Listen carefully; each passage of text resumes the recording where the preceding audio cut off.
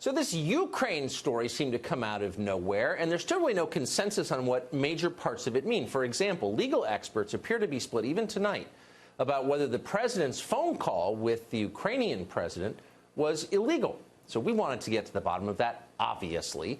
So last night, we asked Joe diGenova on the show. He's a former U.S. attorney, and we put that question to him. He said, no, there's no evidence it's illegal at all. Well, that statement and some accompanying statements caused quite a firestorm, and so we've asked Joe diGenova to come back tonight for an update. Joe, thanks so much for coming on tonight. So I want for our viewers who are not familiar with what exactly happened to know. So here's a quick update. So yesterday, Judge Andrew Napolitano, who is a legal analyst at Fox and a very nice guy, I will say, I've always liked him, went on one of our daytime shows and declared that the president's phone call with the head of Ukraine was a crime. Here's what he said. It is a crime for the president to solicit aid for his campaign from a foreign government. So that would be that to which the president has admitted is in and of itself a crime. Yes. So that definitely got our attention. Of course, it's a crime. And so I asked you, because you prosecuted a lot of crimes, and for our viewers who didn't see it, here's what you said. Well, I think Judge Napolitano is a fool, and I think what he said today is foolish. No, it is not a crime. Let me underscore emphatically that nothing that the president said on that call or what we think he said on that call constitutes a crime. And even if he had said, you're not going to get the money, it would not be a crime. Well, apparently, our daytime host, who hosted Judge Napolitano, was watching last night and was outraged by what you said and, quite ironically, called you partisan. Here's what he said.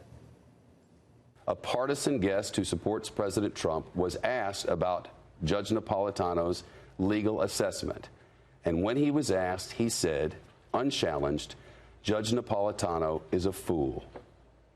Attacking our colleague who's here to offer legal assessments on our air in our work home is repugnant.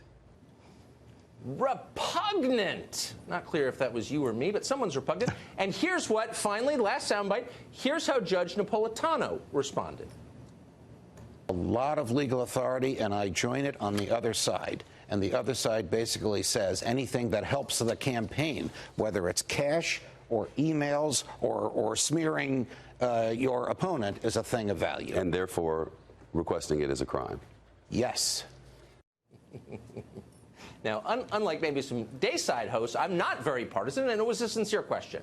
Is it a crime or not? So given everything that's happened in the last 24 hours, I just want to throw it to you again. Was it a crime or not?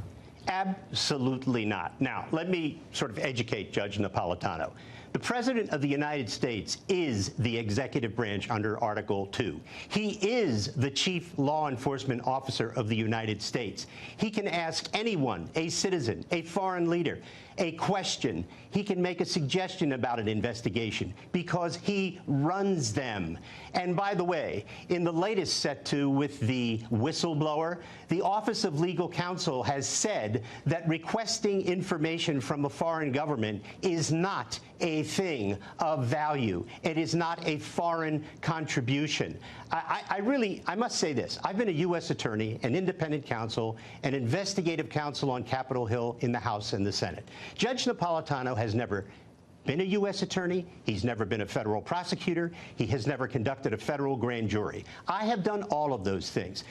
If he wants to have an opinion, that's fine. I am not a paid Fox contributor. I am a guest of Fox Network. I come on when they ask me.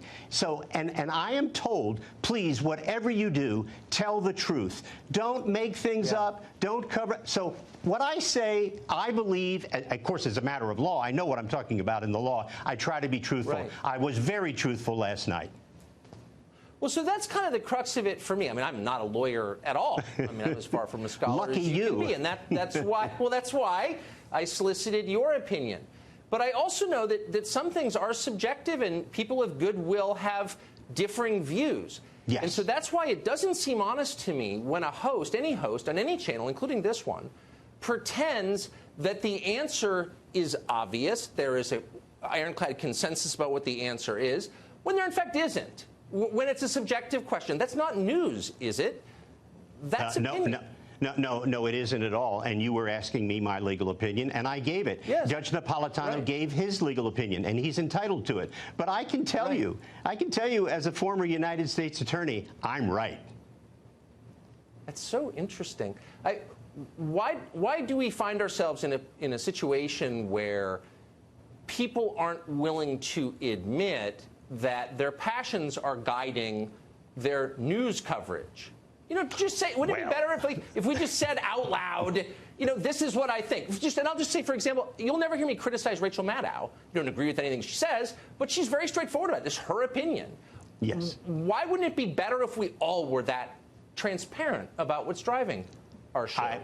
Tucker, I couldn't agree with you more, and that's why when I come on Fox, I say what I believe and what I know. Right. I never make things up. I never try to cover up for people. I am blatantly obvious about the fact that I support the President of the United States. Right. I believe he has been framed. I believe he is an innocent man. I will defend him to the death. And, you know, Judge Napolitano just doesn't like the President of the United States. That's fine. He's entitled to that. He's entitled to feel that way. He's a disappointed office seeker. He didn't get the seat on the Supreme Court that he desperately wanted, and he's been mad about it ever since. And he showed it yesterday, and he showed it so many times over the last year. It's pretty embarrassing, actually, for me. Yeah. But, you know, I love the guy. God bless him.